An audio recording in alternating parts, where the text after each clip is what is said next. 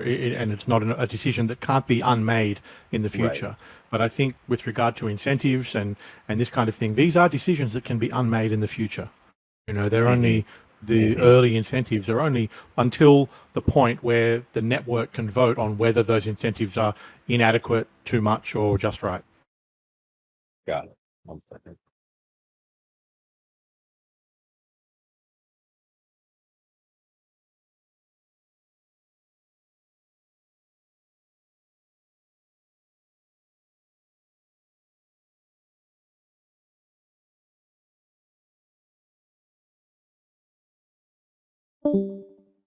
Okay.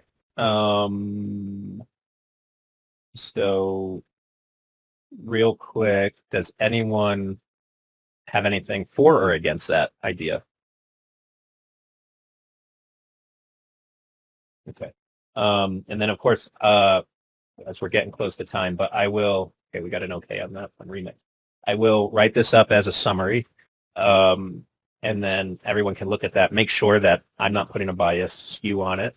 I think we should continue this in the governance channel. I think it's good. We essentially have uh, 3 different options. We discuss this in the governance channel since we are the ones active. Make a decision and go with it. And what real quick, we could talk about it later, I guess, but even with on-chain voting in Shimmer, we still had the discourse where, we had the proposal stage, the discussion stage, and then the voting stage. I mean, is that something you think is still a good framework, Edward?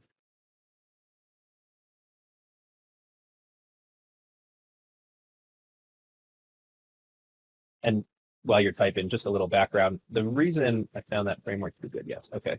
And I almost see that as a hybrid. Like, I actually don't think we actually got to fully, well, we never did get fully to a DAO where it's run by smart contracts, nor did we get to a point where it was absolutely decentralized voting because if there was, I can't remember, but there was mechanisms in it to where the mods of the discourse could essentially stop a vote. And that is something for if somehow something gets gamed and it's changed the TAN network to I love Hitler, I mean, that's clearly gamed, right? Or a vote somehow gets put into place that can steal tokens. So me personally, I'm a fan of hybrid to where there's some protection against a smart contract. Um, but that it's fully transparent, and that way, if someone makes a decision like the community 75% votes for something that's actually legitimate, and this small group of mods, it's transparent of what happened, and everyone could say, wait a second, that's not okay. That's corrupted. Be keen on the voting there, but the presentation of information is helpful and structured. I passed for Discourse. I never used it with IOTA. I think we should keep it lean Discord wallet so we can funnel the community into one place. Okay. Again, more decisions to consider. Um, Maybe right now we just focus on the initial voting, and then that can be the next step to, do we keep it on Discord? I definitely think keeping it in Discord is great in the beginning. Looking at other communities, I think discourse can be done very well. I don't think that IF really had it that efficient. It wasn't bad, but it was there was so much going on that people, I think, got really confused. But discussion for another day. Well, that's great. So Seafarer didn't come. I know he's working on an incentive program, like a document, that I think is great for just to get out and discuss, just like having this little voting document instigated ideas and discussion. So let me work what I want to do, action items. Let's see here. Next steps. Okay. So we'll do JD, summary of meeting, maybe create a vote within the governance channel of how these governance meetings can make decisions. And what I'm basically going to take is what I'm thinking, what Bill Buster is thinking, and what Edward is thinking, and try to write that up. And then I think, Garrett, do we have, you know what? We're just going to go with 1, 2, and 3, make it real simple. Don't need to put in a, that's it, the voting integrations. And then we just put it on 1, 2, 3.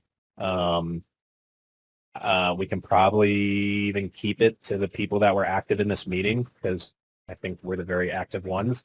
And whatever the result is, and we move forward. Does anyone think that's not a good approach for the next step? Should I set up like a quick poll system for the next meeting so we can do a quick vote? Yeah. I mean, if you can do that, Bill Buster, I think that would be great. Edward's writing, and yeah, if none of us have an issue with that, we go with that. I know, who was it? It was, give me 1 second. Governance, I saw it. Yeah, Mr. Storm. Mr. Storm's very active, so I'd like to kind of summarize this and then see if it's a thumbs up, thumbs down. If so, then we go with it. That'll be okay. Nice and nice. Okay, cool. I think we're probably going to go with that, but just to be fair, include Mr. Storm on that. We'll go with the voting, and then the next step will be, I think, the time. I saw Mr. Storm wrote in the governance channel that he was a little concerned about the time. Edward, are you in Australia or the UK? Okay, Philippines +8. Okay. What time is it there now? Just out of curiosity. 10 p.m. So doing it 2 hours later would be tough. Okay. Yeah. All right. Well, we'll just take this one thing at a time, and then once we get that voting, we can go on to time. And I think the next step would be meeting time after figuring out voting, decision making, and then it will be, I think we go right into incentives. The next meeting, we have that presentation by Seafair. We look at how to incentivize people, and then after that, it would be pros and cons of getting the network going as fast as possible. I mean, anyone see anything else that we should really get into before getting the network going?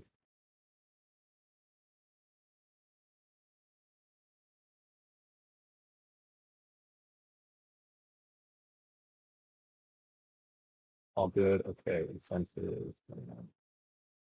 How to incentivize getting the L1 network up and running. Let me think. The only other thing is, Garrett, how about we look at what would it take to get a bridge going from the Tangle Pay team? Time. Okay. Yeah. And you know, are the funds there? Do that? Is that a logical step? Is it realistic to be able to do that? So then at least we can get L2's tokens into L1. That was always a big issue with, you know, we want everyone that has bought something to be able to vote. So Garrett and Sure. L2 BSC token to be bridge to L1. What's a realistic possibility and ETA for that? Okay. Anyone have any other things that we're missing for next steps? Does anyone want to include anything specifically for next week to talk about that isn't listed here?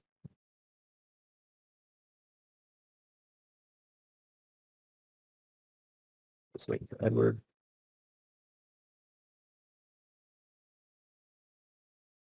We're still not.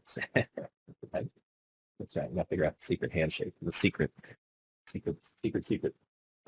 Well, in 2 weeks, I think we've done about 6 months of what happened with the community treasury in the very beginning. So I think we're doing pretty good, guys. Again, I really appreciate everyone showing up. Edward, really appreciate you getting involved and speaking. That makes this a lot easier. Same with Remix, Filibuster, and Unicus. I think I'm saying that wrong, but yeah, without the participation, it's really hard to get moving forward, and it makes it just so much damn easier when people actually get the discussion going, and then we make consensus and move forward. And I think, I think a lot of people here believe in that vision of a free shimmer, L1 that allows builders to build. So hopefully we can pull it off and make it happen. Thank you for being here. And again, next week, same time for now. Let's try to get to the point where we can make some quick voting decisions, and then we'll go with if this time works, or if we want to do a different time that we can vote on, and then we move forward. So appreciate it, guys, and always, any questions, put in the governance channel, general channel. I'll try to get these summaries put up in this Notion here fairly soon, in the next 2 or 3 days. Bill Buster will provide the video link and maybe the governance channel, and then I'll include it in the Notion, and we'll keep moving forward. And I think at least, if we keep it within this channel, great. Let's just always try to push summaries out to the greater public and let them know where the governance action is happening, so that they know that they have the opportunity to get involved if they want to get involved and learn about it and be active. So thank you so much, guys, and we'll see you next week.